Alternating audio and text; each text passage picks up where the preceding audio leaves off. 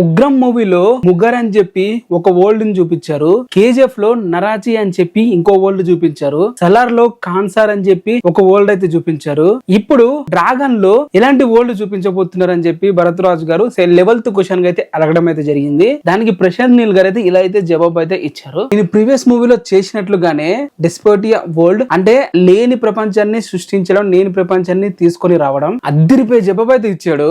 నేను ఇప్పటి వరకు చెప్పిన వరల్డ్ లో స్టోరీస్ అన్ని కూడా కల్పితంగా ఉండొచ్చు, బట్ ఈ స్టోరీ డ్రాగన్ మాత్రం అక్యురేట్ గా ఉంటుంది.